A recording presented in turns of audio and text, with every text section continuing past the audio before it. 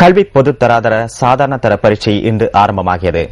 4312 பரீட்சை நிலையங்களில் இம்முறை சாதாரண தர பரீட்சை நடைபெறுவதாக பரீட்சைகள் ஆணையாளர் நாயகம் WMNJ புஷ்பகுமார குறிப்பிட்டார். பரீட்சைக்கு தோற்றவுள்ள 5,78,140 பேரில் 3,84,056 பாடசாலை பரீட்சார்த்திகள் அடங்குகின்றனர்.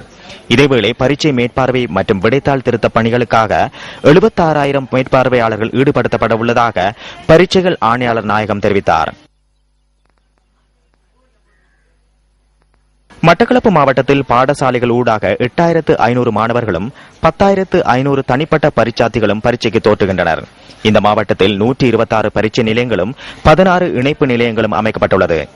அமைதியான முறையில் பரீட்சைகள் இடம்பெற்று வருவதாக எமது பிராந்திய செய்தியாளர் தெரிவித்தார். பரீட்சை நிலையங்களில் போலீசார் பாதுகாப்பு கடமையில் ஈடுபட்டுள்ளனர்.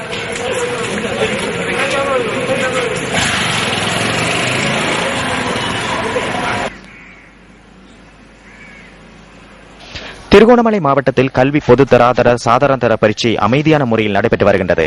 மாணவர்கள் பரீட்சை நிலையங்களுக்கு சென்றதை அவதானிக்கக்கூடியதாக இருந்தது.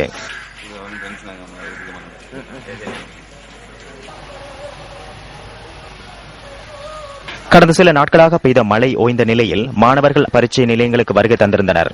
பரீட்சை நிலையங்களில் போலீசார் பாதுகாப்பு கடமையில் ஈடுபட்டுள்ளனர்.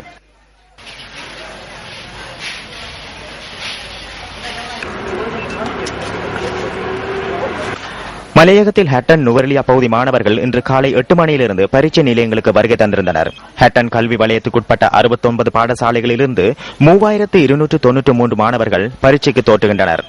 43 பரீட்சை நிலையங்களும் 5 இணைப்பு நிலையங்களும் அமைக்கப்பட்டுள்ளன.